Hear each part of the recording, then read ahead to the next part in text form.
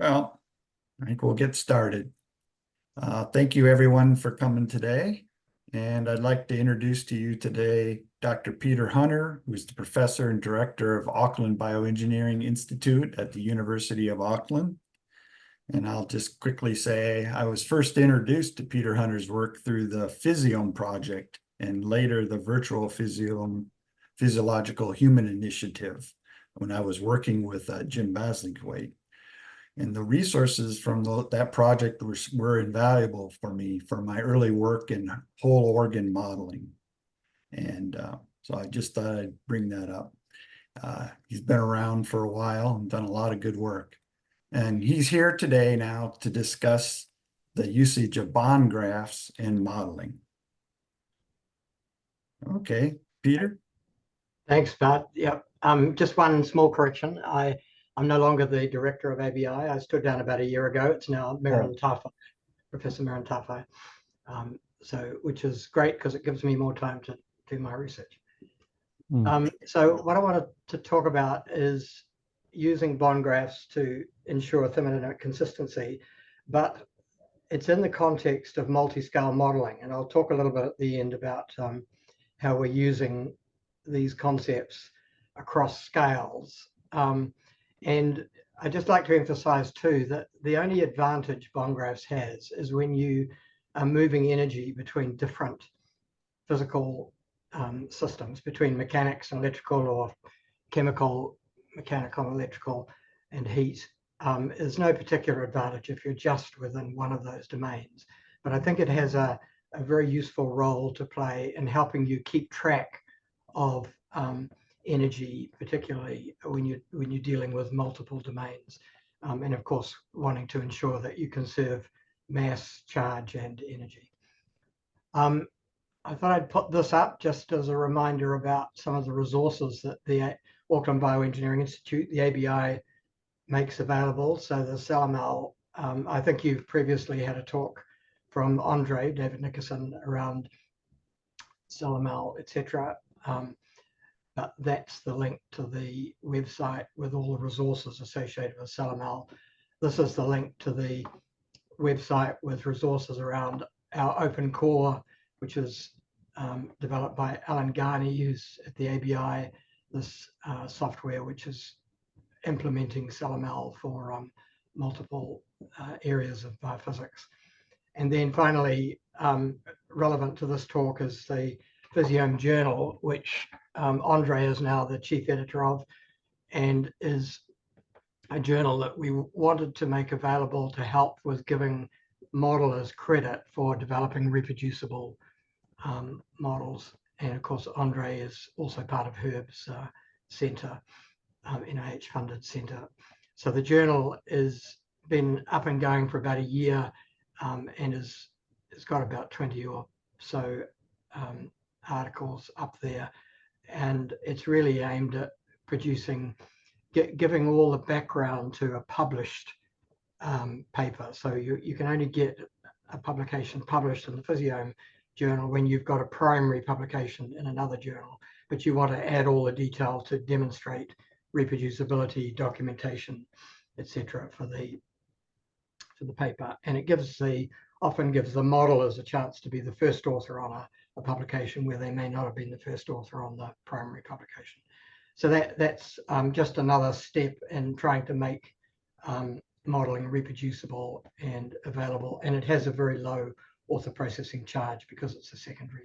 We tried to keep, we're running it ourselves, and so we're able to keep the costs really low. And then finally, this link here is just to a bunch of tools that are probably less relevant for the talk I'm going to give today, but are more about spatial tools that we use for spatial mapping at the ABI. So I want to start by talking about units, because I think everything starts with units. And of course, we've got the 7 SI units, but I'd just like to reinterpret those a little bit, particularly for physiology. So I think a good way of thinking about them is there's 3 primary units that define the world that we live in, which are joules, seconds, and meters. And then there's 4 units that represent how molecular or atomic level processes contribute to our understanding of macroscopic behavior often through the use of physical constants, like the gas Boltzmann's constant scaled up by Avogadro to give you the gas constant, and the charge on an electron scaled up to give you Faraday's constant. And you can think of these units as Coulomb is really just counting electrons at that atomic scale. Candela, I think, it's debatable whether it should really be there because you don't need it. It's all already covered by joules and photons. But if you actually want to count photons, if you're dealing with a model of the retina, then you may want to discretely recognize the number of photons, and then the candela becomes relevant. But if you're not doing that, you don't really need it as a unit. And then moles, which is counting atoms, and entropy, which is counting probable states. Of course, temperature is a much more useful way of characterizing that in practice. Right, so let's get into bondgraphs, and everything I'm going to talk about now is based on those units. I'm not going to talk much more about candela, but on those 6 units: joules, seconds, meters, coulombs, moles, and entropy, because they really define the macroscopic world of physics that physiology works in. And what we do is we say that there's some quantity which has one of those units. So it could be meters, or if it's a volume, it could be meters cubed, and it's coulombs, moles, or entropy, and pretty much nothing else. I mean, obviously, occasionally it's useful to talk about millimeters, etc., but the primary units are those ones. And then we need to talk about the way that those quantities change, and hence flux. And so I'm always going to use Q as an indication of quantity, and I'm always going to use V as an indication of flux, which is just the rate of change of Q. Then in all cases, you have a potential that drives a flow, and that potential will always be measured in terms of joules per unit quantity.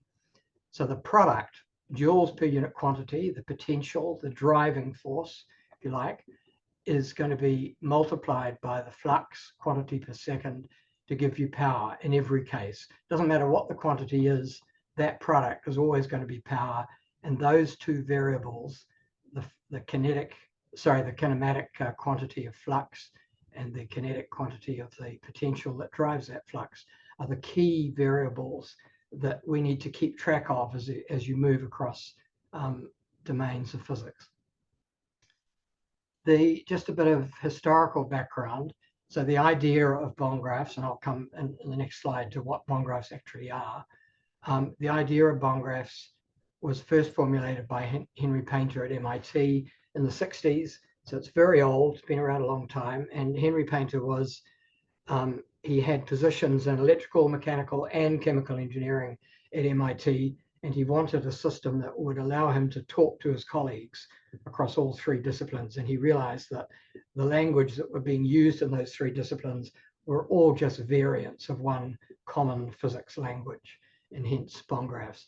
But then it got a huge boost with the work of Kachelski and colleagues with network thermodynamics. So it didn't really emerge until as a more complete system, particularly relevant to biology, until the 70s.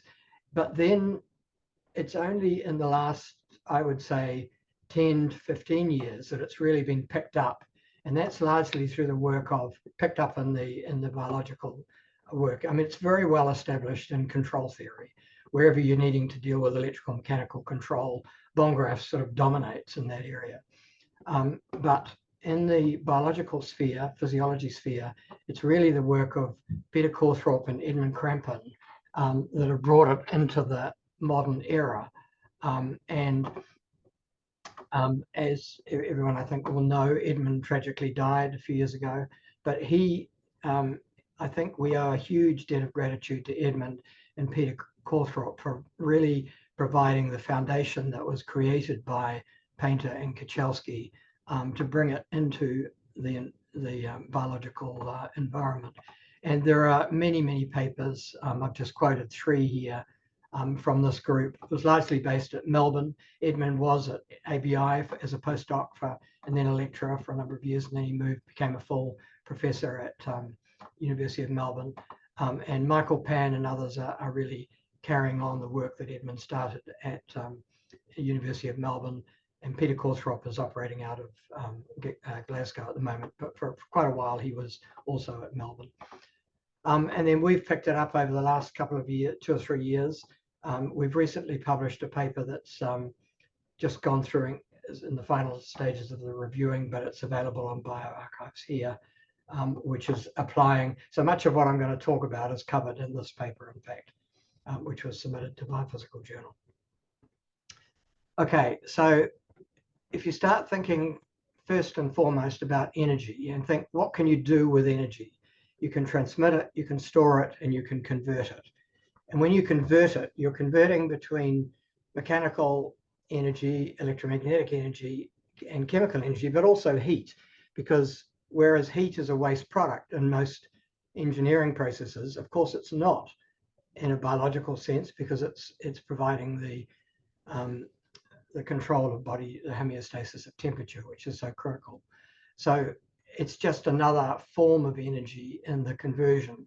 So we've really got these 4 domains: mechanical, electromagnetic, chemical, and heat, that we need to think about when we're talking about processes that involve energy conversion. And there's nothing else. I mean, that covers everything at the physiological scale. So let's think first about transmission, and then I'll come to storage and conversion in a minute. But if you think about energy transmission, as I've said, there's you've got to think about a quantity that involves the movement of some substance, and that could be in meters per second, or it could be meters cubed per second if it's a fluid, or it could be an electrical current, coulombs per second, it could be a mole of flux, moles per second, or it could be heat flow, units of entropy per second. And in every case, that's driven by a potential, either joules per meter, joules per meters cubed, joules per coulomb, etc. And joules per coulomb, of course, is a volt, joules per meter is a Newton, joules per meters cubed is a Pascal. But in the end, they're all just basically giving you an energy per that unit, that then where the unit is used in describing the flux of that quantity, independent of physical domain. So that's the unifying principle here. And we represent transmission by a line.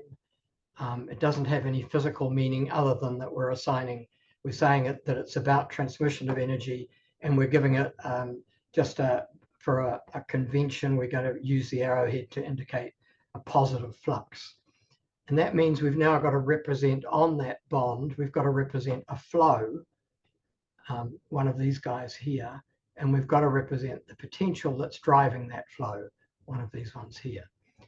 Always with the fact that the product is power, joules per second. And always with the units that I've just been talking about. And so in a sense, that captures the key concept of bond graphs.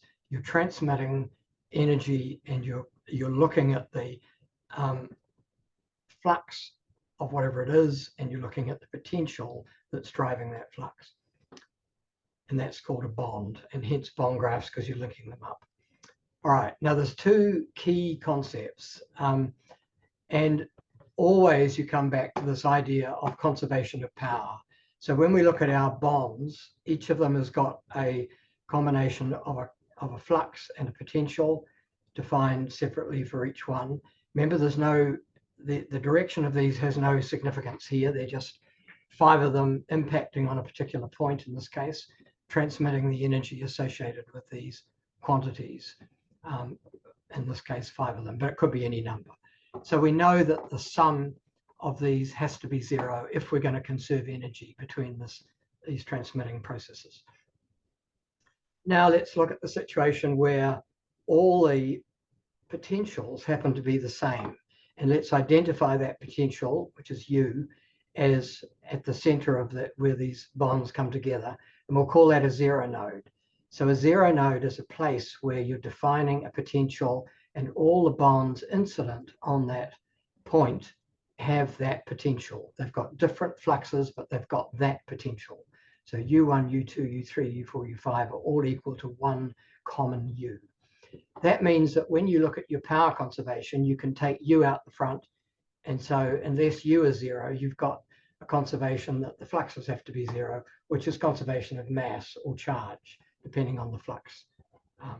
But there you've got the conservation of power just capturing this idea of conservation of mass or charge in the case where you've got a common potential here.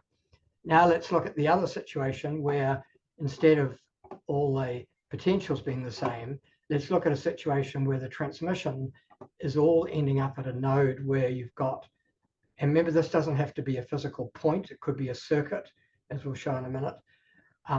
But the key concept is that all of those bonds have the same flow, as they might well do if you've got an electrical circuit and you've got a common current going around a circuit. So a one node is a place where the flux is common, and now you can take the flux out the front of the power relationship, and what you're left with is conservation of energy, because the sum of all those potentials has got to be 0. And so you've captured in one power conservation equation, you've captured all of physics, both conservation of mass, conservation of energy. And if you use consistent units, as I've been talking about, then you've also captured this for all types of physics. So you've really got a very simple way of ensuring that in any physical process, if you adhere to the principles of consistent units and bond graphs, you're able to make sure that you're conserving mass and charge and energy across your model. Of course, you don't have to use bond graphs to do that, but it just becomes a very convenient way of checking that you are in fact obeying those conservation laws. So when you develop a model, and we'll show an example in a minute, you're always moving between a 0 node and a 1 node, because if you think about this bond, it's got a U and a V, and if the U is defined by, it's got to have the U associated with this point that it impinges on, that 0 node U, but it's also got to have the V associated with that 1 node. So you couldn't join a 0 node to a 0 node because they'd be in conflict over which U to use. So it'll always be the case that you're alternating between a 0 node and a 1 node. 0 node where you're doing mass or charge conservation, and 1 node where you're doing energy conservation. But notice that your equations of physics, your sum of V's is 0 only contains V, and your sum of U's is 0 only contains U. So you can't solve anything until you do one more step, and that is you link U and V. But when you find that relationship between U and V, or it could be between U and Q, or it could be between U and dV/dt, that's when you're defining a material property or a constitutive law. So you're then saying, as well as obeying the laws of physics, you've got this property of the material or the system that you're going to treat as a black box, and you're not going to deal with the physics of that. You're simply going to say it's got a particular empirically measured property, which you're going to call a constitutive law. And that constitutive law provides the connection between the physics of mass and charge conservation and energy conservation. So we'll always be dealing both with the laws of physics, these guys, and the constitutive properties here that link U and V. And that's where, when you get to energy storage, you're now talking about the physics of the storage device. So let's look at all the devices where you store energy across these three: mechanical, electrical, chemical. In the case of a mechanics, you store it as a spring. You stretch the spring. So your Q here is that stretch in units of meters. When you store energy in a capacitor, electrical capacitor, you're storing it as charge. Q is charge in units of coulombs. When you store energy in a solute, in a solution as a solute dissolved, then your Q is in moles. In every case, they're really just different manifestations of exactly the same concept. And that means you've got to define the constitutive law for these, which links the quantity, the meters, the coulombs, or the moles, to the potential, where the potential here, U, can be written as a Hooke's law if you're saying there's a material constant, which is the elasticity, the Hooke's law elasticity. It doesn't have to be linear. This could be a nonlinear relation. Whatever it is, just becomes your material constant or your material constitutive law. In the case of a capacitor, likewise, doesn't have to be linear, but typically it's linear and you've got a capacitance. And in the case of a chemical solution, you've got the Boltzmann relation, giving you the chemical potential in relation to the moles of that solute quantity, where the K is just giving you the thermodynamic constant is providing you the reference for the chemical potential, which we'll come back to. But energy can always be stored kinetically or dynamically, as well as in a potential static form. So the other form of energy storage is, in the case of mechanics, it's inertia. And now the potential is given in terms of the rate of change of flux. It's an acceleration. So you get a force from mass times acceleration. In the case of an electrical or electromagnetic system, it's an inductor, and it's the changing current that gives rise to a field, a magnetic field B, that gives you the potential in relation to the changing magnetic field here. And then in the case of a chemical system, your kinetic energy is the heat of the particles. And of course, we've got, for an ideal gas, we've got the gas law. Now then, so that's all about storage and across those domains of physics, but now energy conversion. And generally, the simplest energy conversion you think of first is dissipation to heat. So I'll do that first and then come back to energy conversion between electrical, mechanical, etc. in a minute. But if you're talking about heat, conversion to heat, then mechanically it's a damper, electrically it's a resistor, chemically it's a reaction. I mean, we don't often think of a reaction as primarily as a dissipation mechanism, but from the point of view of energy, as well as Gibbs free energy, of course, it's giving you exactly that. It's giving you the heat output is the product of the potential across it and the flux, just as it is for mechanics and electrical. So now you've got a constitutive law linking your potential and your flux in the case of, and notice that this is now V. For storage, it was Q for static storage, or dV/dt for dynamic. For energy dissipation, the term that's relevant is the flux itself, V. And you've got a relationship between the potential and the flux through a constitutive law parameter, material parameter, which for mechanical is the viscosity, the heat output is the product. In the case of an electrical resistor, again, you've got a direct relationship between U and the flux, and the measured empirical constant is the resistor if it obeys Ohm's law. Again, nothing says it has to be linear, but if it is, then that's the electrical resistance R. Heat output, just UV again. And in the case of a chemical system, the flux is given by the Marcelin-de-Donde formula. And there's a very big difference now in that the flux depends discretely on the potentials on either side of the reaction. Whereas this one, it was dependent on the potential across the system, the difference in potential for Ohm's law, or the difference in force for the viscosity term. In the case of a chemical system, it's a two-port device. It's a device that actually requires you to keep track of both the potential either side of that reaction. So we do treat these slightly differently, but in the end, they're both dissipation mechanisms.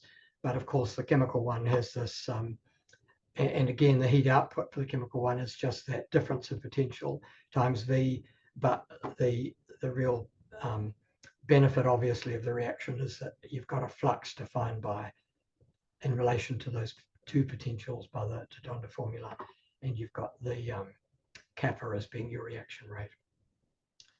Okay, now energy conversion when you're converting between different systems other than heat. So if you first of all, take a mechanical gear wheel as an example, or it could be a mechanical lever.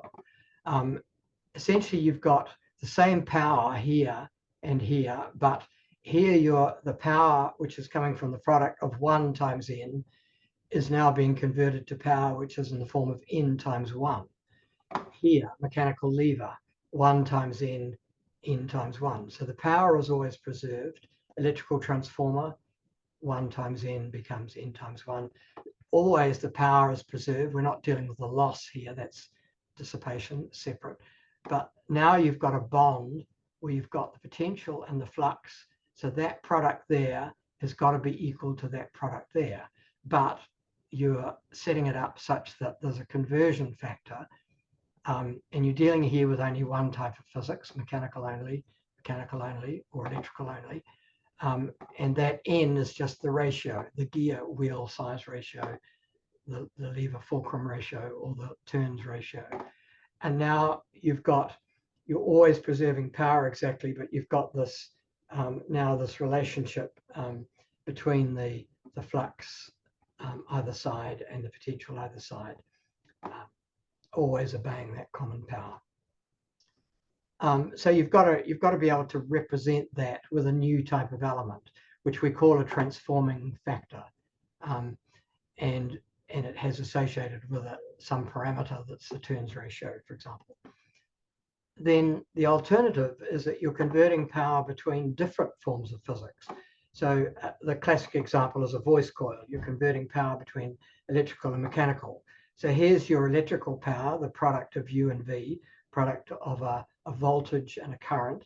Here's your mechanical power, the product of a mechanical force and a meters per second movement, mechanical movement. And here's your transforming factor.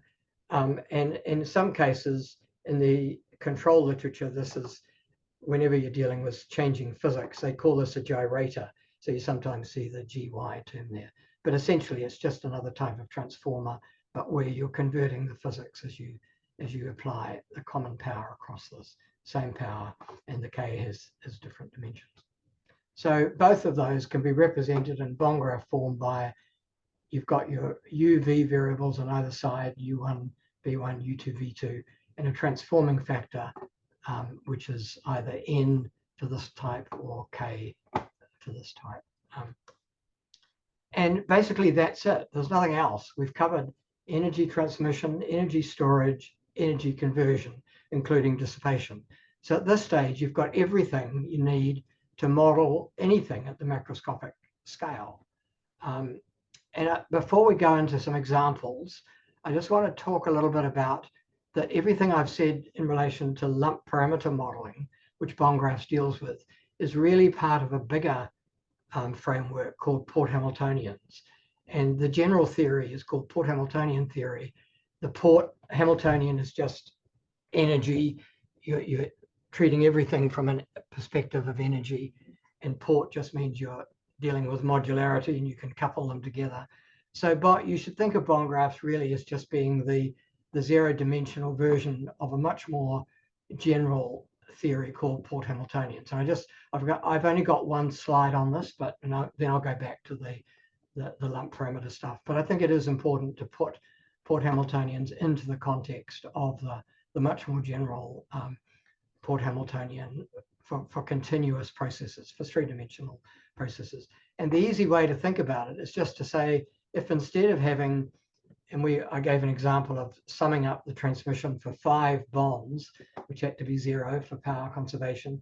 Now imagine you've got a large number of them, in fact, an infinite number of them, and your potential becomes a vector of an infinite number of these potentials, and your flux becomes a vector in vector space of an infinite number of these fluxes. So your power relationship is really just the inner product of U and V equals 0. And what you're doing is you're essentially saying that in a three-dimensional problem where you've got a state space that represents all potentials and flows, you're looking for a solution that lies on something called a Dirac surface, where that inner product of U and V is 0. So somewhere in that state space will be a subspace where this holds. And that's what we're looking for, solutions on that state space. And then in the case of a continuum, when you, instead of thinking of U as being joules per quantity, what we're now saying, and joules being energy and quantity being one of those units of Q, and this is our U times V or Q dot, we're now saying that U comes from the gradient of a Hamiltonian with respect to that Q, but it's still that same concept of joules, which is your energy of your Hamiltonian, per unit Q. It's just that you're now doing that gradient in a three-dimensional vector form of a gradient. And so the inner product of that grad vector with your flux vector, which now does have meaning in terms of direction, because the fluxes occur, it's a vector flux in 3D space. But again, the product is just joules per second. And there's a beautiful, I'm not going to go into it, but I'll give you a reference in a sec, where essentially something called a skew symmetric matrix becomes fundamental and really produces another beautiful concept that goes beyond what bondgraphs does for the three-dimensional Port Hamiltonian concepts. But it all comes down to this concept of the inner product being zero, i.e. you're conserving power. So now in continuum space, your meters becomes the units for solid mechanics and fluid mechanics, and you have solid mechanics, you have the laws of finite deformation elasticity, often either represented as the divergence of a stress tensor, or much more conveniently in terms of the covariant derivative of a stress tensor. Or you have Navier-Stokes, which captures the behavior for incompressible fluids with which has to include the divergence of the velocity field of zero. But these equations, which are so well established and are the basis of all of sort of modern engineering, really, are just the three-dimensional versions of what we use in bondgraphs. And you know, the beautiful thing about all these equations, here's the reaction to fusion for the chemical heat flow side, and here's Maxwell's equations. The beautiful thing is just the number of material parameters is so small. I mean, Navier-Stokes, which covers everything from capillary flow to the flow of cosmic star fluxes, only has two parameters, the density and viscosity. Similarly for Maxwell's equations, an incredibly small number of actual material constants, and you've got these extraordinarily powerful equations that capture the physics of basically everything at the macroscopic scale. Doesn't include quantum mechanics. Okay, so for Port Hamiltonians then, all of this is captured by a Hamiltonian, and you're essentially using that inner product as zero to capture your energy flux conservation. But it turns out that you can represent a relationship between Q dot, that's V, the flux vector, and the gradient of the Hamiltonian using a skew symmetric matrix, J. And that ends up defining, in bondgraph terms, that would be the topology of your system in a three-dimensional variable. It's giving you the terms like the divergence and the grad as part of operators in three-dimensional space. And then you have to have a dissipation matrix. We have published a paper here that deals with Port Hamiltonian, which is largely the work of a student of mine, which is published in the Journal of Elasticity. And that deals with Port Hamiltonians, but also looks at the coupling between Port Hamiltonians and lump parameter bondgraph models. So I'm not going to talk any more about continua, but I just wanted to emphasize that everything about bondgraphs does fit in the three-dimensional environment as well through Port Hamiltonians. So here's a simple bondgraph model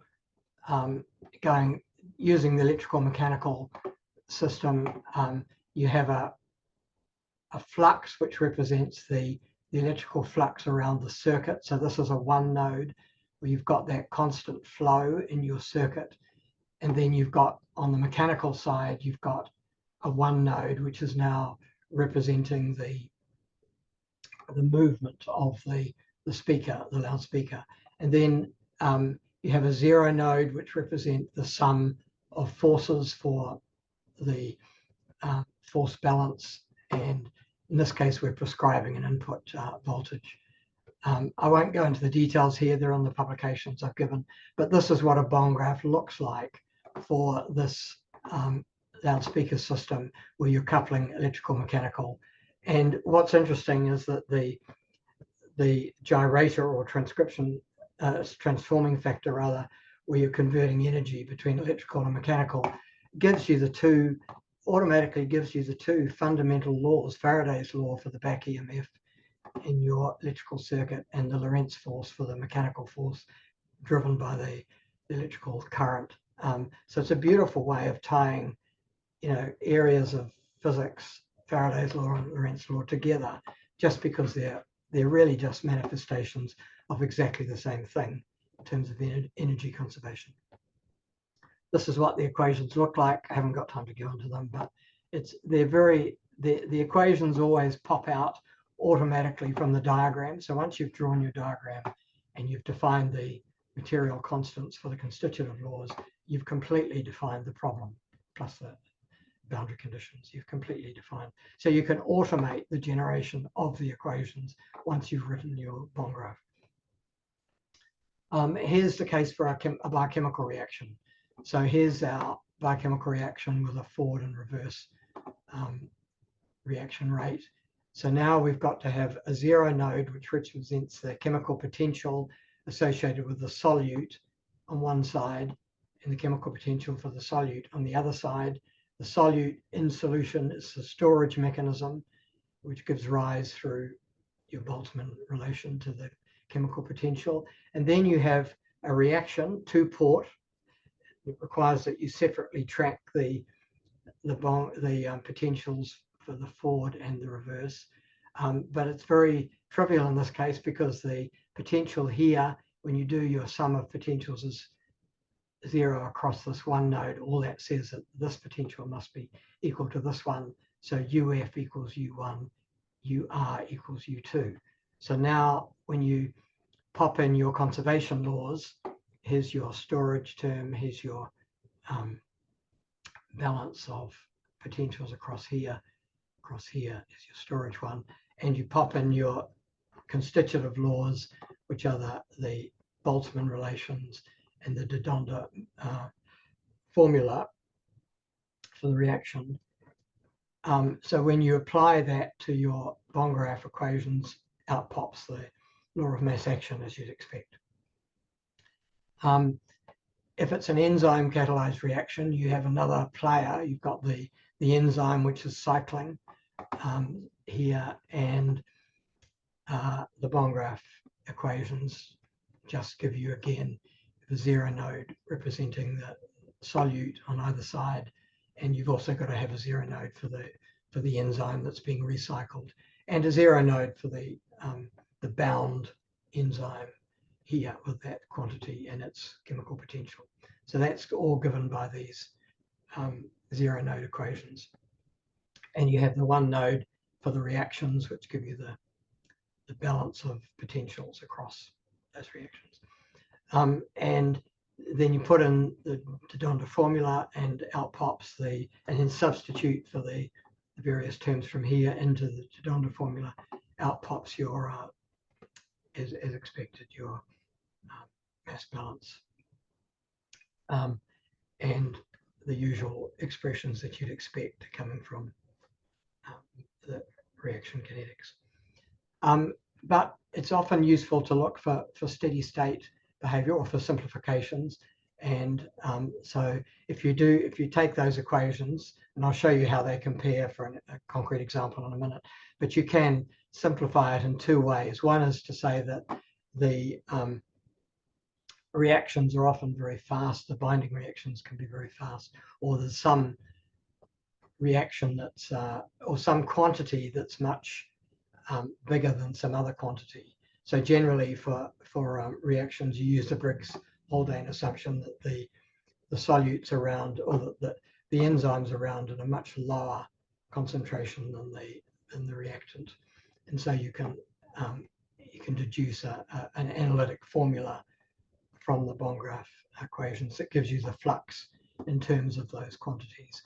And if that if you reorganize that into a convenient form like this, you can see how it starts to depend on the more familiar expressions of a 50% term and a forward reaction rate.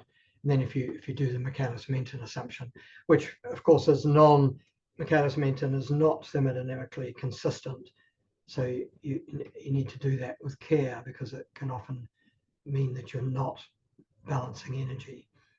But if you do that assumption, Michaelis-Menten assumption, means that you're dropping from 3 parameters down to 2. So you're just ending up with that term disappears, and you're just ending up with these ones.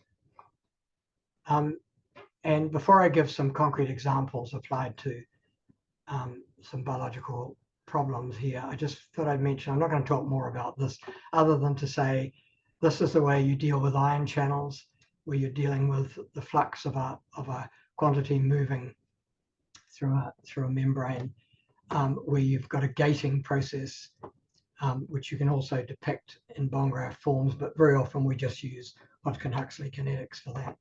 But then you can bring in the dependence on charge via the Faraday's law, because if you're transferring a charged molecule, you need to consider the charge transfer. And if it's strain dependent, likewise, you'll have a term that links into the mechanics of the tissue. But it's very, very simple in bond graph terms to represent those effects of electrical or mechanical on the chemistry in a way that satisfies the laws of physics. And then you end up with equations like this, out of which you get, of course, your Nernst potentials. So I want to give an example. I'm going to give 2 examples. One comes from this family of SLC transporters. There's around 500 odd genes organized in 66 gene families for these SLC transporters, covering a tremendous number of non-ATP driven transport. And you can organize them into families that look like this. They're either transporting 1 ligand or 2 in either direction, or 3, or very occasionally 4, but never more than that. And here's some of the common examples of these. So I just want to choose a couple of these to illustrate a bond graph form. But the bond graph approach applies to all of them, and you can use bond graph templates to parameterize it for the whole lot, I think. So let's take one of them. Let's take GLUT2, which is the passive glucose transporter, SLC2A2, which is transporting glucose down through the GLUT transporter, down its concentration gradient. So when you formulate a bond graph model of that, you need to deal with the binding reaction, which is here, the unbinding reaction, which is here. These are the solute quantities, and we're representing both the storage and the chemical potential in one symbol here, but it basically means that you're combining the 2 of them together. And here you're representing the states of the enzyme as it goes around the system. So you need to represent the reaction for the enzyme flipping from an outward facing to an inward facing configuration, and then back again. But you end up with 4 states. So here's the cell membrane outside and inside. Here it's outward facing with the enzyme having no ligand. Here it's bound the ligand on the outside. Here it's undergoing that transition to inward facing and releasing the ligand. And remember, the binding and the releasing are very much faster than the membrane transition. So we can fairly readily simplify the bond graph models to give you analytic expressions. And then that's the reverse to outward facing, where you've lost you're ready to pick up another ligand. So here's the assumptions. We're assuming, first of all, that binding and unbinding are very fast, and we're also making the Briggs-Haldane assumption of this operating in steady state. And then you could also try the Michaelis-Menten further assumption, but remembering that violates thermodynamics, whereas these ones don't. Even though they're a simplified model, they're still consistent with, they're just using timescales to give you a simpler, but they're still thermodynamically consistent. And then, so that means that your bond graph model now drops to a much simpler representation, because now you're able to represent the flux in terms of the quantities without having to deal with the kinetics. So here's the full bond graph model based on this one that I talked about. Here's that model reduction. So you end up with an analytic expression that looks a little bit like the previous one we had for the enzyme catalyzed reaction, except we've now got a quadratic term on the bottom as well. And I mean, in many ways, of course, this is an enzyme catalyzed reaction. It just so happens that the reactants are the solute on one side and the products are the solute on the other side of the membrane. So if you then do Biophysical, you can simplify it further. But this one, essentially, these are the parameters, these kms. This one turns out to be almost always, this k is very large, so this quadratic term drops to 0. So you're just ending up with 3 parameters. So here it is fitted to data from the paper by Lowe and Walmsley, where they used isotope label fluxes with OS expression in an oocyte.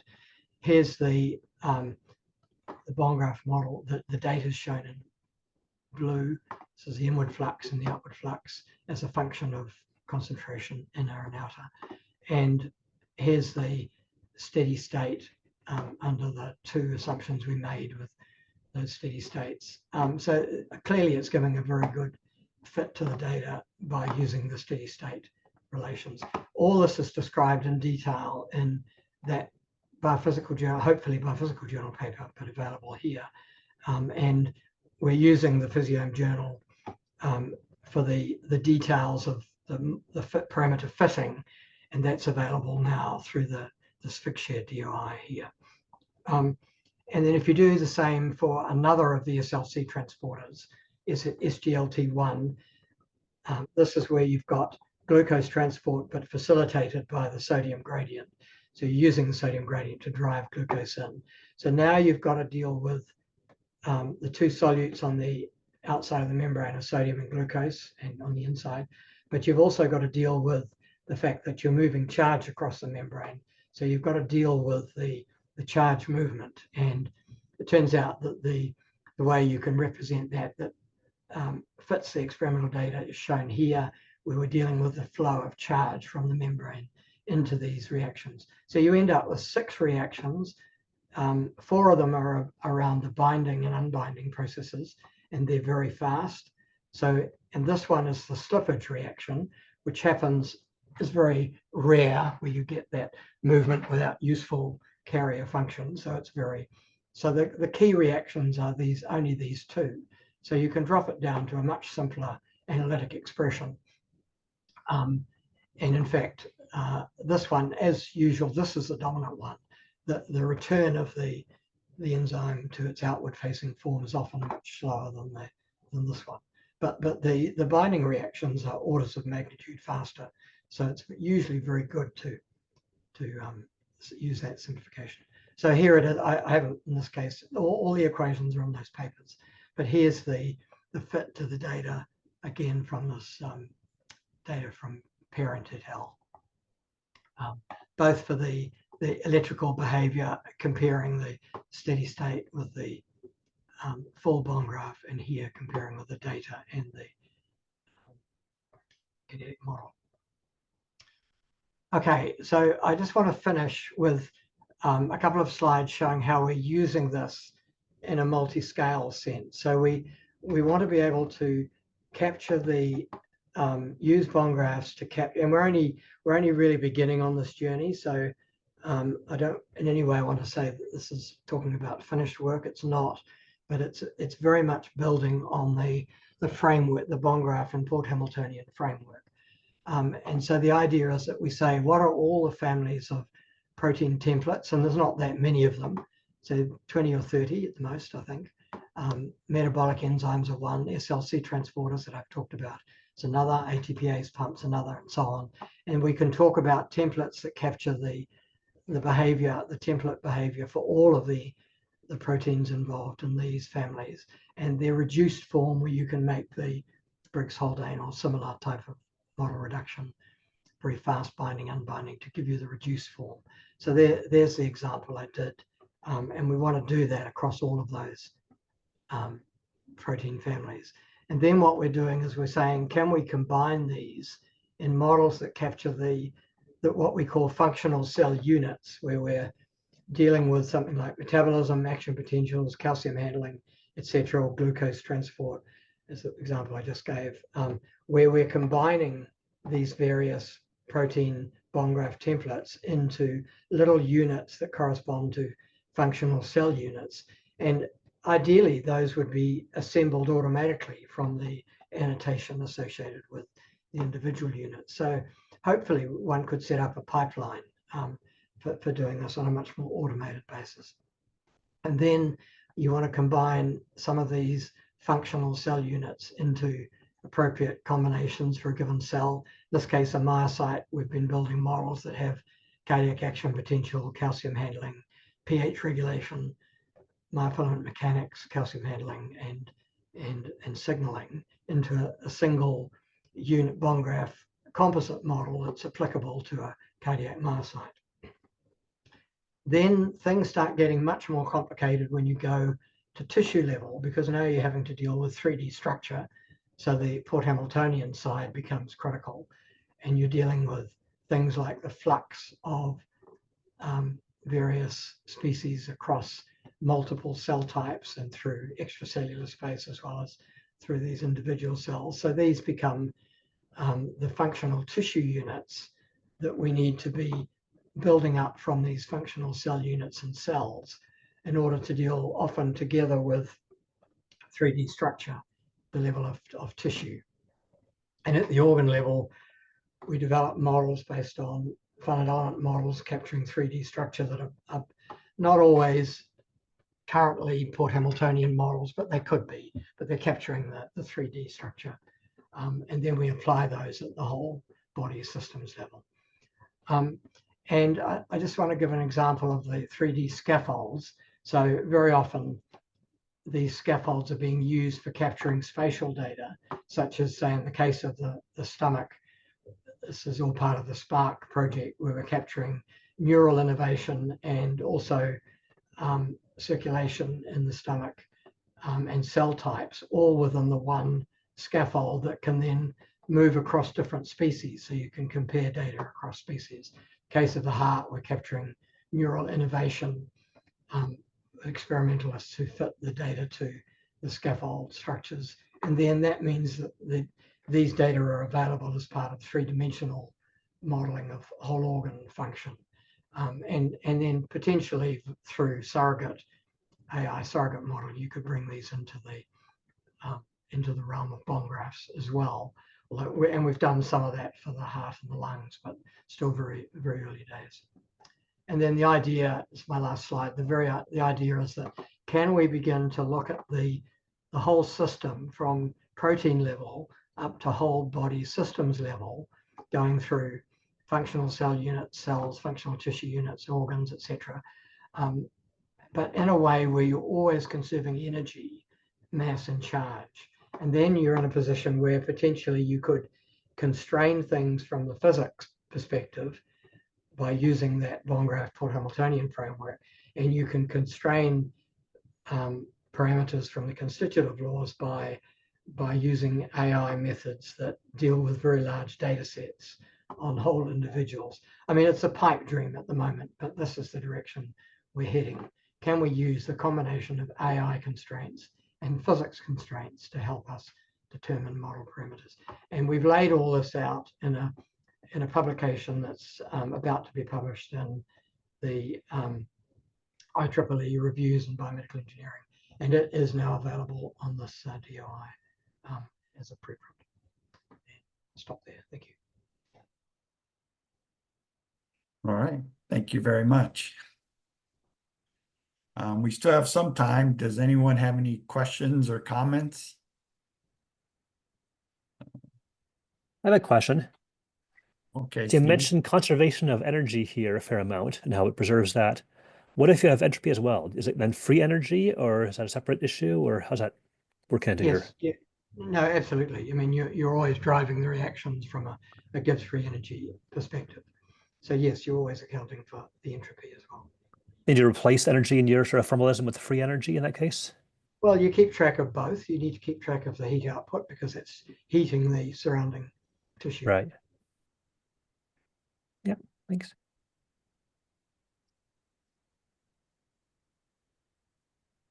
Yes, I have a question for Peter. So I guess, do you have any examples where the use of the bond graph would stop you from making a mistake that would be, really bad for a model, and you end up publishing something that's actually wrong and you didn't know? Yeah, absolutely. And in fact, I mean, all the time, almost. I mean, I often find that if bond graphs helps, it's not just about conserving mass, charge, and energy. It also gets you into a way of thinking. It just means you're always approaching problems in a way where you're thinking about the physics. So I have lots and lots of examples where you get it completely wrong if you don't. I mean, the classic example, of course, is Hodgkin-Huxley, because Hodgkin-Huxley, they're great at giving you the behavior on a short time scale, but they drift because they're not conserving energy. So the gating behavior in Hodgkin-Huxley, in fact, is wrong. But it's a very useful, I mean, for short time frames, it's a very useful approximation, but it's useful to know that you are actually violating energy conservation, and you can fix it. You can, it's more expensive, but you can reformulate Hodgkin-Huxley equations in a bond graph form. And many of the publications from the Melbourne group have done that, particularly the work of Michael Pan, I think. So it's absolutely possible to reformulate those ones and then assess the amount of error that you're making. And it's always small for short time runs, but it becomes very significant when you're dealing with longer time spans. I mean, it's an elegant approach. I mean, I've known about it, since I was almost an undergraduate, in fact. But I think if you were to present some examples, showing, yes, if you don't do this, you'll end up with this bad problem, and you'll get, incorrect results and then incorrect predictions. I think that would be really useful, I mean, to the community, I think. Yeah. Remember, Herb, the motivation for getting into this was the fact that SaLaML has dealt with the problem for us. I mean, SBML, of course, as well, has dealt with the problem of reproducibility for models. Yeah. And as Andre often says, 95% of the models, and as you say, 95% of the models, published models, don't even obey reproducibility. So we've gone a long way with SBML and SaLaML to addressing that. But the majority of the models on the PMR model repository, even though they're reproducible in SaLaML, they violate physics. Most of them violate physics. Yeah, but my point is, how does that result in bad things? But for a lot of people, there's a practice. For people, there's a practical aspect here. Does it lead to bad things where they really should be doing something different? And I think if you have some of those, I would publish them to show people, and then people would start thinking, oh yeah, I better take this approach. Even just the approach, the way of thinking. I like the point that you made. It's a way of thinking about it, which is just as important, actually. So no, I mean, there are a number of, there's a couple of dozen publications that do exactly that. And if you look under the Cawthorpe Crampon ones, they compare the bond graph versions with previous publications and demonstrate the error, and demonstrate, in many cases, the error doesn't matter unless you're running things for a long time, or you're building it into multi-scale frameworks where you really do care about energy conservation. If you don't, in some cases you won't care about energy conservation, in which case it's fine, but at least it's good to know what error you're making.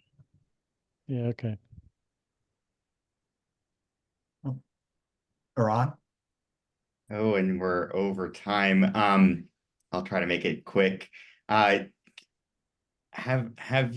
you thought of any methods for automating the application of bond graphs to existing models? I'm thinking of like a credibility checking system where you give it an SBML model and it'll tell you, oh, this is consistent, the energy is conserved. What would it take to do something like that? Yes, we are in the process of trying to particularly use Reactome as a source of knowledge for protein chemistry, and trying to sort of then automate the process of going from what's on Reactome to the bondgraph model. And in the process of doing that, I'm hoping we can do exactly what you're suggesting. At the moment, a lot of the problem with CellML and with SBML is the problem of properly annotating the models in a way that makes them connect properly to the underlying physical mechanisms. And bondgraph always gives you a process that automatically creates those annotations for you because you're starting with the physics. I mean, the problem with CellML and SBML is you're starting with the maths, whereas bondgraph starts with the physics. And I think you're far better starting with the physics because you deal with the annotation problem right from the start.